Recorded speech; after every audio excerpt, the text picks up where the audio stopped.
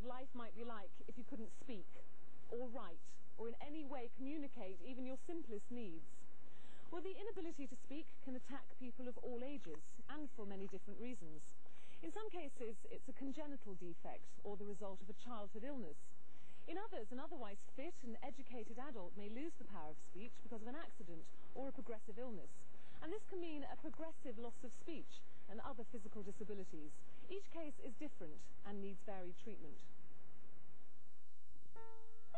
For many years, communication aids were limited to manual signing, pictures and symbols, or the written word. And these methods remained unchanged throughout most of the 20th century, until the early 1970s, when the first high-tech speech aids became available. The most widely used of these was the Canon communicator, which relies on the operator typing in words on a keyboard, which in turn operates a small printer. Since then, various other machines have come onto the market as technologies progressed. In 1989, local accountant Louis Rayner and Dr. John Makin got together with their colleagues in Health Service and the district's speech therapy unit and established the charity Callswhigh.Wmv. Call began raising funds to buy communication aids for individuals like Karen Payne here. Hello, Karen. Karen has a speech impairment and without her touch talker machine wouldn't be able to communicate at all with the outside world. Each touch talker like the one Karen uses costs around £3,000. On top of that, it needs to be tested and serviced regularly. That's another £100 a year. Generally, the simpler the machine is to use, the more it's likely to cost. And of course, it's not just children like Karen who benefit from the Trust's work. Adults like Mr. Selleck, who has a progressive illness, have also been helped by Callswhigh.Wmv. Beforehand, there was very little communication whatsoever. But now, he can tell me off as much as he likes. He does sometimes too. But he'll be able to say what he wants, when he wants it. And you can, from the other end of the house, you can hear him beeping when it's needed.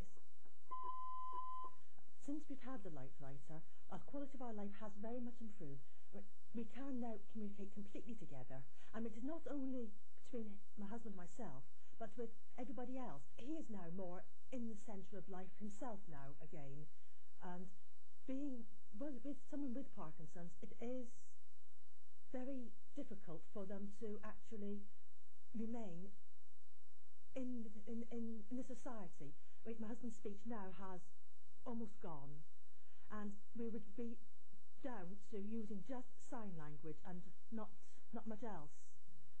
And it takes a while to develop a good sign language. We do have a certain amount already, sort of coffee and tea and various things like that, but it would be only by sign language. Although these machines are becoming more widely available, they're still very expensive. The National Health Service's speech therapy units have to compete for funds with other, mostly long-established specialist units. And so in practice, most of their equipment has been provided by charitable appeals. Callswhigh.Wmv obtains its funds by a variety of different methods. Good evening, boys. And what's your names? Ross. And your name? Helen? You really want to scale electrics then, don't you? Okay, we'll have to see what we can do, but no promises. You have to be good boys. You're going to be good boys. See you all, children. Bye-bye. Bye-bye. When we hear of a case, we have first to consult together with the speech therapists to make up our minds what is the most appropriate machine for the purpose. And then, of course, we have to think about how to pay for it. We can appeal to organisations like the Rotary, the Lions, or to sponsors like British Telecom and so forth.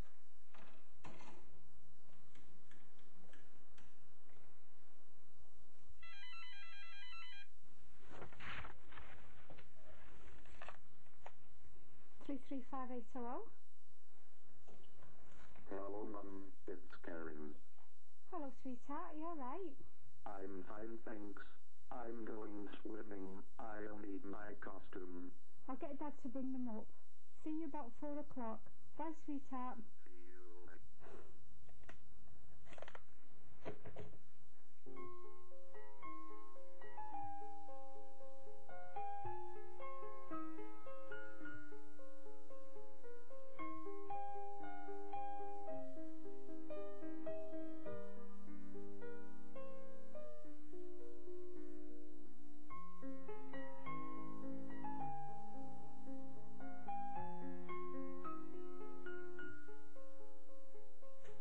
a touch talker for about 2 years. In fact, we just discovered it's just about its birthday.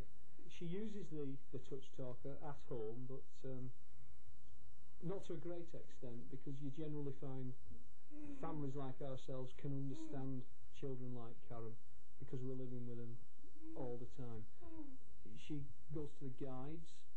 She goes to a youth club every week.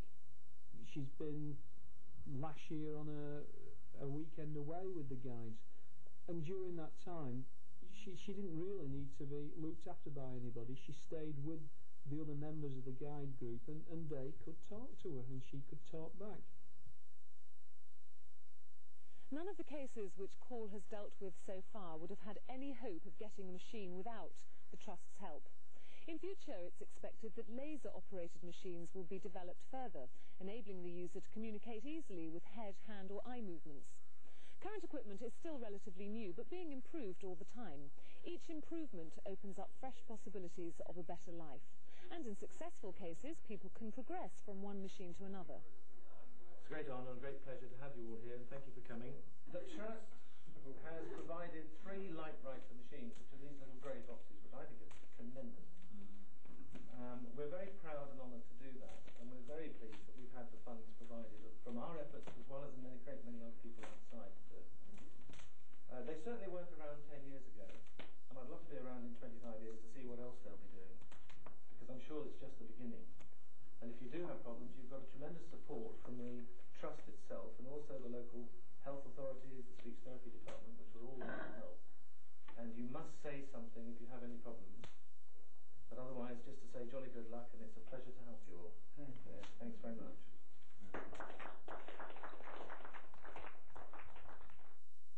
The scale of future needs is unpredictable. Accident or illness can strike at any time. The Trust's aim is to raise enough money to ensure they're able to help all those in the Plymouth Health Authority area. Thank you for giving your time to watch this video. Any help you can offer will be greatly appreciated. The Trust's address is The Lodge, 103 4 Street, Plimpton St Maurice, Plymouth, PL7 3ND.